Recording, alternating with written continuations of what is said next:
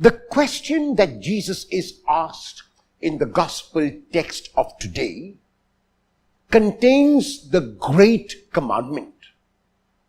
At the time of Jesus, the Jews had 365 positive precepts or commands and 248 prohibitions. So, the question is a loaded question.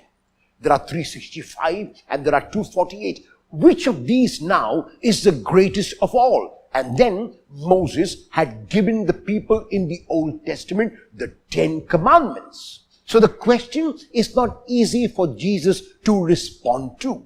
However, Jesus is aware of his own self, he is aware of others, and he is also aware of the law. And in classic style that was only possible for Jesus, he reduces all these 365 positive laws and the 248 prohibitions and the 10 commandments of Moses and reduces them to one. And that one commandment is to love God and to love one's neighbor both unconditionally. So even though it is mentioned that the second is like the first, on further reflection and on deep analysis, it shows that Jesus is really talking about one commandment, that is love of God, which is shown in love of neighbor. In his first letter, the evangelist John in chapter 4 verse 20 says that if someone says that he or she loves God and cannot love his brother or her brother or sister, that person is a liar. Because he says it's impossible for you to love God whom you cannot see and not love your brother or sister whom you can see. Somebody said tongue-in-cheek that the reason why Jesus said love your neighbor and love your enemy is because often our neighbor and our enemy are the same.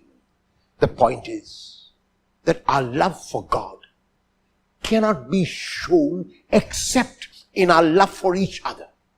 Our love for God cannot be made tangible except when I express it in my love for others.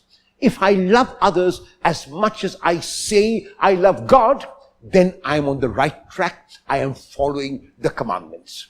Every single religion in the world speaks about this. Every single religion in the world talks about love. And so the challenge is, can I show my love tangibly and really?